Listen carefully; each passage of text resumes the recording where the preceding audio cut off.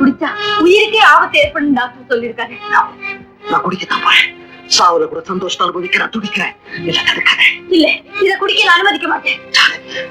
குடி பழக்கம் இருக்கிறவங்க சாகரப்போ கடைசி நேரத்துல உங்க ஆத்மா சாந்தியுடைய பால் ஊத்துறதுக்கு பதிலா வாய் விஸ்கியும் பிராந்தியும் ஊத்துவாங்க. அதை நீ பார்த்ததில்லையே? ஏன் இப்படி எல்லாம் பேசுறீங்க?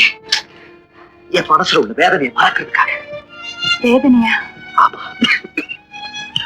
என் மனசுல உள்ள வேதனையை போக்குறது எனக்கு மருந்து வேணும். இந்த விஷத்தை தவிர இந்த உலகத்துல வேற என்ன வேணாலும் கேளுங்க, எதை வேணாலும் கேளுங்க.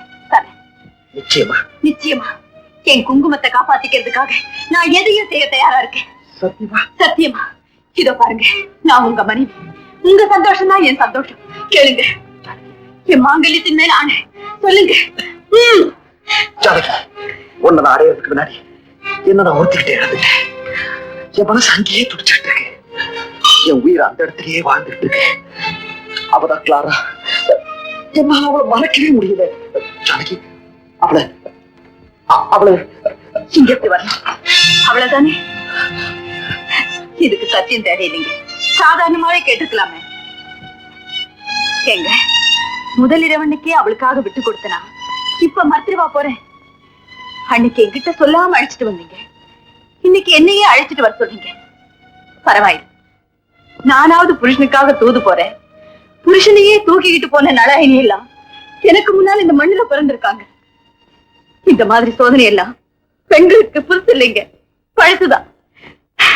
நான் போய் அழைச்சிட்டு வரேன். வணக்கம்மா. ஏய், நீ கோபி வீட்டு வேலைக்காரியில எங்க வந்த? உங்களை கூட்டிட்டு போறதுக்காக வந்தேன். அவரே வந்து என் காலில் விழுந்து கெஞ்சினாலும் வரமாட்டேன்னு தெரிஞ்சிருந்தோம் ஒரு வேலைக்காரிய தூதரித்திருக்காரே, அந்த மனுஷனுக்கு வெக்கம் இல்லை? வேலைக்காரி அனுப்பினதான் கேவலம், வீட்டுக்காரி அனுப்பியிருந்தா வருவேன்னு சொல்றீங்களா? கட்டாயம் வருவேன். ஏன்னா ஒருத்தருக்கு மனைவின்னு இருக்கிறவோ இந்த இடத்துக்கு நிச்சயமா வரமாட்டாங்கிறது எனக்கு நல்லா தெரியும். ஏன் வரமாட்டா? தாலி கட்டின எந்த பொண்ணும் புருஷனுக்காக தன்னையே அழிச்சுக்குவாளே தவிர தான் புருஷன் கிட்டயே இன்னொருத்தையும் அழைச்சுக்கிட்டு போக என்னைக்கு சம்மதிக்க மாட்டான். சம்மதிச்சுதாமா உங்களை கூட்டிட்டு போக வந்திருக்கேன்.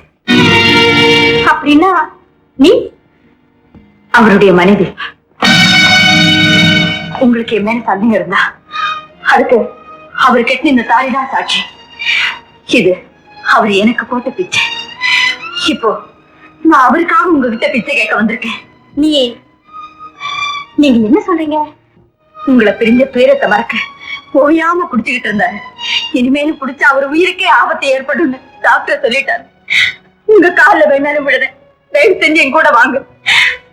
உங்களை என்னால புரிஞ்சுக்கவே முடியல.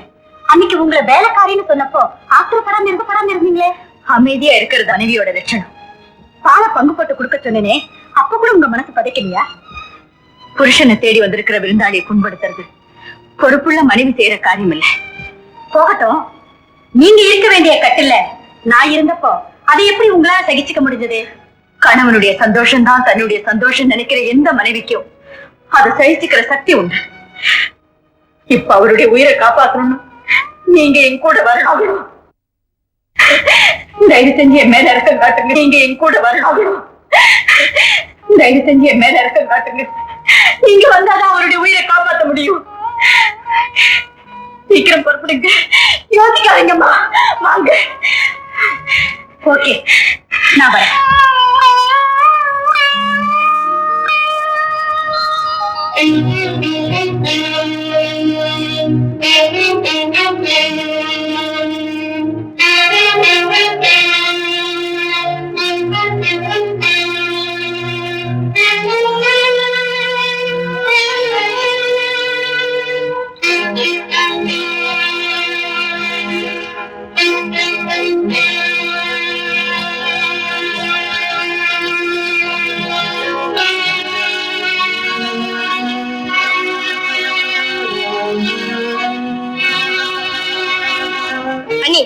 என்ன காரியம் செஞ்சிருக்கீங்க?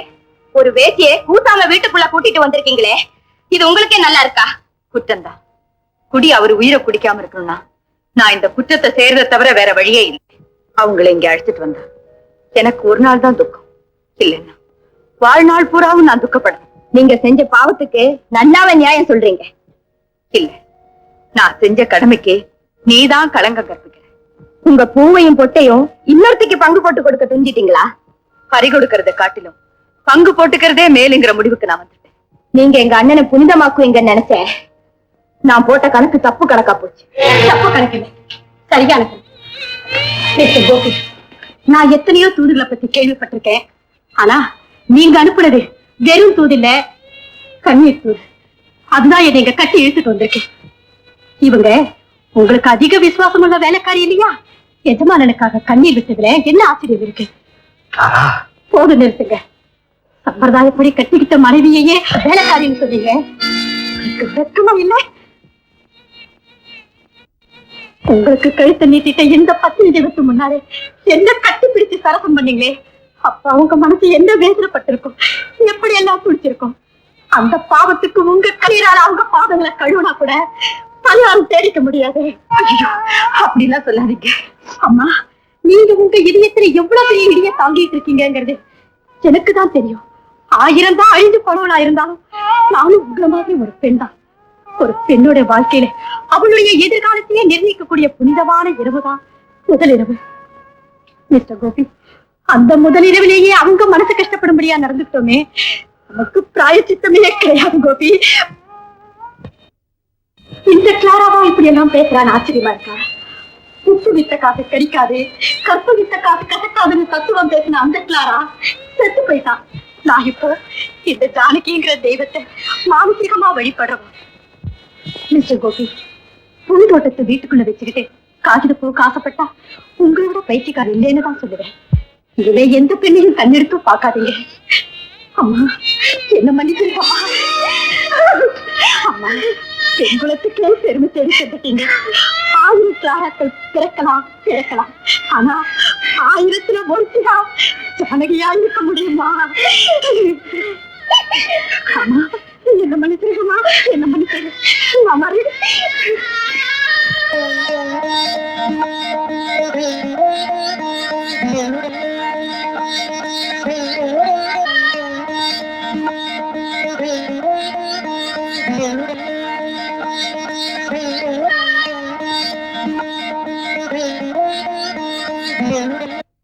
தகப்பனை எதிர்த்தாவது எவ்வளவு பெரிய போராட்டம் நடத்தியாவது நான் உங்களை கல்யாணம் பண்ணிக்கிறேன்னு சொல்லிட்டான். அடியே செஞ்சி, அவ பேரு உங்களுக்கு தெரிஞ்சிருக்குது. அவ ஜாதகம் எனக்கு நல்லா தெரியும், பிறந்த தேதியெல்லாம் தெரியும். அப்படியே கழிச்சு கொடுத்துருக்கீங்களா? ஆமா, கக்குங்க. ஆம்பளையா பிறக்க வேண்டிய பொம்பளையா பிறந்துட்டா. ஆம்பளை மாதிரியே சட்டையும் போட்டுக்குருவா. உண்மையா இல்லையா? உண்மை, உண்மை. ஆம்பளை செய்ய வேண்டிய வேலையை அவளே செய்வா. உண்டா இல்லையா? உண்டு, உண்டு. அறிவு கட்டவனே ஆம்பளையா கட்டிக்க போற? வெளியே பார்த்தாதாங்க ஆம்பளை மாதிரியா இருக்கும், உள்ள பார்த்தா பொம்பளை தான்.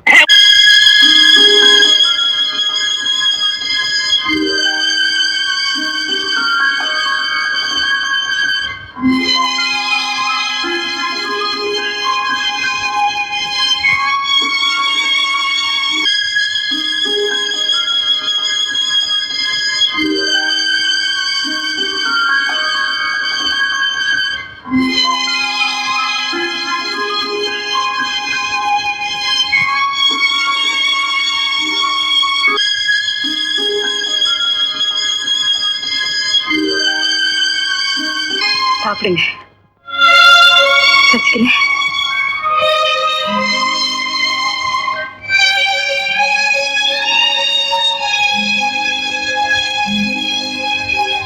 ஜானகி, இன்னைக்கு என்னமோ எனக்கு உன் கையால சாப்பிடணும் போல இருக்கு.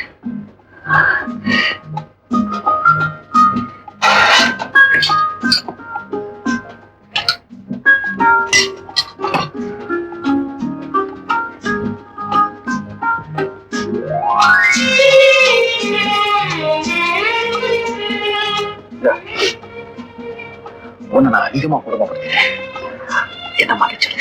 அப்படி எல்லாம் சொல்லாதீங்க. நான் ஜெயில இருந்தப்போ ஜெயிலருமா சொல்லுவாங்க, பொண்ணை நெருப்புல போடுறது பொசுக்கிறதுக்கு இல்ல, குடம் போடத்தான். கஷ்டங்கள் வர்றது மனசை பக்குவப்படுத்ததான். இதுல நீங்க வருத்தப்படுறதுக்கு என்ன இருக்கு? இவ்வளவு கருணை உள்ள படைச்ச ஒன்ன போய் கொலகாரின்னு தண்டிச்சாங்க. அதுதான் கொடுமையிலே கொடுமை. 1000 கோர்ட்டுகள் கூடி என்ன குற்றவாளின்னு சொன்னாலும் நீங்க என்ன நிரபராதின்னு சொல்லிட்டீங்களே, அதுவே எனக்கு போதும். கொலை செஞ்சுட்டு போனது யாரோ ஒருத்தர், பழி விழுந்தது என் மேல. அவனை நீ பாத்தியா? பாத்தேங்க. அவன் முதுகுல நீளமான தழும்பு இருக்கிறத கூட பார்த்தேன். அப்படியா? இருந்தாலும் நான் தண்டிக்கப்பட்டதுக்கு சந்தோஷப்படுறேன். ஏன்? நான் கைதியானதுனால தானே நீங்க எனக்கு கணவரானீங்க. ஓ. போன்.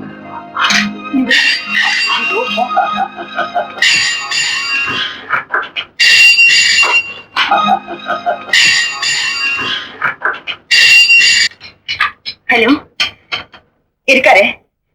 கொஞ்சம் இருங்க. என்னங்க மல்லிகாவா? உங்க கூட பேசணுமா?